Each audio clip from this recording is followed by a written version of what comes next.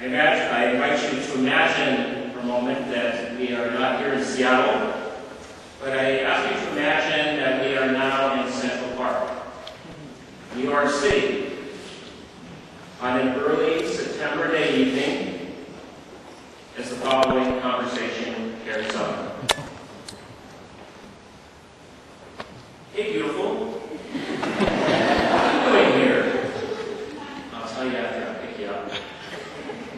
Now, a rowboat guy meets the woman on the shore, and he helps her into the rowboat, and they venture onto the lake.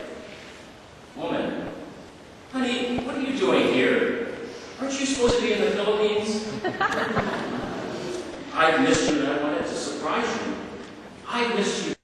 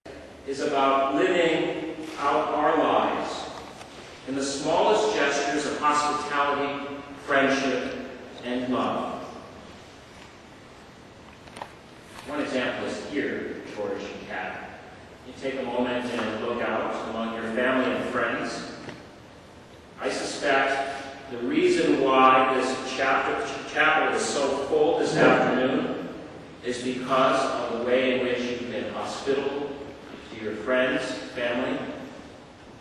You're offering a friendship and love.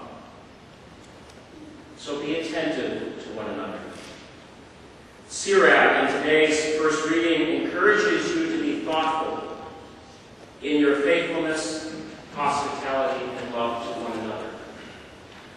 For a faithful friend is a person to whom you spontaneously turn to for help when you are in trouble, and who is the first to hear the good news when you have good fortune. A faithful friend is a person in whose shoulder you can weep on when you are sad, and with whom you enjoy laughing with when you are glad. A faithful friend is a person whom you can lean on when your heart aches, but who will never take advantage of your leaning. Who admires you for your strong points, but loves you in spite of your weak ones. My friends, it's clear that the love that George and Kathleen have for one another is true. It's true because they have grown in that love. I ask couples before they are wed to write letters to one another. And so in conclusion this afternoon, I invite you to hear their words as they prepare to make their vows to one another this afternoon. To my dearest George, when we had started our journey together, I couldn't believe how wonderful it was and how right every moment felt with you. To this day, and in every moment, I continue to feel the same. Even through our hardest patches, when we came close to falling apart, I always knew deep in my heart and my soul that my life would be incomplete without you. It brings me so much inexplicable joy to know that you and I are making this commitment to God and to each other together as husband and wife. That you and I will make ourselves even more complete than we already know. I love you so much, George, and I thank God every day for my life for bringing you to me. I can't believe someone as wonderful, kind, and caring and generous as you loves me as you do. To my loving husband, my kindred spirit, my best friend always and forever, Kat. Dearest Kathleen, although I fondly look upon the memories leading up to our first glances at one another, I can honestly say that in retrospect, I have only been partially complete in those moments, for you alone fill my heart with such overflowing love. Throughout our relationship, you have used many gifts, including your abundance of compassion and understanding, in allowing us to thrive as a couple united in Christ. Being well aware of how passionate you are about nursing, I am so grateful that you have selflessly shared your extraordinary talents, not only with your patients, but also with me in strengthening our bond. You have always gently held my hand and have patiently supported me all these years as my best friend. You, who are so humble and who are a master of laughing to the point of tears, have taught me how to let go of all that makes my heart heavy.